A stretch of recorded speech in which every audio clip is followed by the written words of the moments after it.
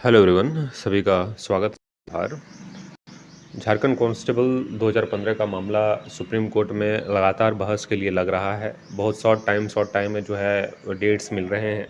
उसी कड़ी में 26 मई को फिर से डेट मिल चुका है और सीरियल नंबर भी आपको मैं बताते चलूं कि 24 पर सीरियल नंबर 24 मिला है। इसका मतलब ये है कि 12 बजे तक आपकी बहस जो है वो शुरू हो जाएंगे और संभावित समय जो है वो अच्छा खासा मिलने की पॉसिबिलिटीज़ हैं और अच्छे से सुना जाएगा, क्योंकि 24 नंबर है तो निश्चित रूप से आपको समय ज़रूर दिया जाएगा।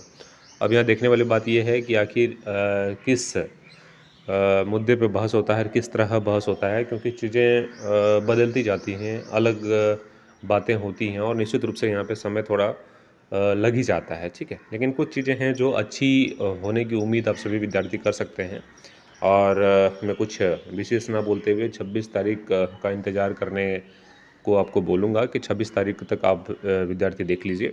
लेकिन कुछ विशेष आग्रह वैसे अभ्यर्थी से हैं जो नॉन पिटिशनर रह गए, जिनको लाभ मिलने की पॉसिबिलिटीज़ नहीं के बराबर है या कंसिडर उनको नहीं किया गया है, वैसे अभ्यर्थी जो है अपना वकील जो है उतार सकते हैं। ओरली भी वकील उतारा जा सकता है। ओरली वकील उतारने का मतलब ये होता है कि कहीं भी अगर कागज़ सबमिट नहीं है, आप सुप्रीम कोर्ट में कुछ भी नहीं है, ठीक है ना, कुछ भी आपका वहाँ नाम मेंशन है, ना ही कोई पेपर है आपके पास, फिर भी आप वकील इस बात को लेके उतार सकते हैं कि जो सीटों की संख्या वैकेंट सीटें हैं वो 2380 सीटों पर है वैकेंसी। ऑनगोइंग वैकेंसी झारखंड में नहीं है। कोर्ट को गुमराह करके जो है वो 650 सीटों को रिजर्व करवाया गया है। तो इस बात को लेके आप अपने वकील से आग्रह करके इस बात को रखवा सकते हैं। निश्चित रूप से तब उम्मीद कर सकते हैं कि कहीं ना कहीं जो है वो सीटों की संख्या बढ़कर कंसिडर की उम्मीद आप सभी विद्यार्थी कर सकते हैं, ठीक है। तो मेरी बातों को थोड़ा गौर से सुनने का प्रयास करिएगा, क्योंकि 26 के बाद आपको मेरी बातें कोई भी काम नहीं आने वाली है और ना ही मैं इस मुद्दे पे फिर वीडियो बनाने वाला हूँ, क्योंकि चीज़ें बहुत साफ़ हो जाएगी 26 को, ठीक है। तो 2380 सीटें जो वैकेंट सीटें हैं, जो लीगली करेक्ट भी है और इलीगली तरीके से जो है वो 650 सीटों को रिजर्व करवाया गया है। तो इसका जो है वो आप सभी विद्यार्थी इस पे जोर दे सकते हैं कि 2380 सीट खाली है, तो निश्चित रूप से जो कोर्ट के शरण में है उसको तो लाभ पहुंचेगा, लेकिन जो बचे हुए छात्र हैं उसके बचे हुए सीटों को जो है वहाँ पे उनसे भरना चाहिए, क्योंकि ऑन गोइंग वैकेंसी झारखंड में है ही नहीं।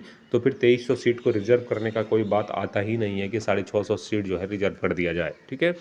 मेरी बातें समझ गए होंगे। तो वकील जो है वो रखने का प्रयास करिए। कोशिश ये करिए कि 26 तारीख को आपके सबसे सीनियर वकील जो है वो सुप्रीम कोर्ट के उतरे और आपके मुद्दे की बात वहाँ पे करे, ठीक है। क्योंकि ये अंतिम अवसर है और मुझे पता है कि बचे हुए छात्रों की संख्या अच्छी खासी अभी भी है। तो निश्चित रूप से वैसे छात्रों को एकजुटता बनाकर जो है वो काम करने की आवश्यकता है और अगर वकील रखेंगे तो निश्चित रूप से आपकी बातें ज़रूर सुनी जाएगी। ऐसा कतई नहीं है कि आपकी बातें वहाँ जो है वो डिनाई कर दिया जाए। आपकी बातों को भी तवज्जो दिया जाएगा और निश्चित रूप से आपकी बातें भी, भले आप पार्टीज़ नहीं हैं सुप्रीम कोर्ट में, आपके कोई भी डॉक्यूमेंट्स नहीं है जो है, लेकिन आपको ऑरली जो है उतरने का अवसर सुप्रीम कोर्ट देता है कि क्योंकि जिस तरह से जजमेंट दिया जा रहा है ना, तो उसके बेसिस पे मैं बोल रहा हूँ कि निश्चित रूप से ऑरली आपको सबमिट किया जाएगा, आपकी बातें सुनी जाएगी। क्योंकि निश्चित रूप से ये गलत हो रहा है, ये जजमेंट जो है वो गलत दिशा की ओर जा रही है, क्योंकि 2380 सीटें वैकेंट है। मेरी बात को समझने का प्रयास करिएगा। इस सीट को जो है वो ऑन गोइंग वैकेंसी बताकर सबसे पहले 650 को रिजर्व करवा दिया, ठीक है। 650 में भी रिजर्व किसको करवाया है ये आप सभी को पता होगा, मैं विशेष यहाँ नहीं बताऊँगा। तो बहुत सारी दुविधाएं यहाँ पे है।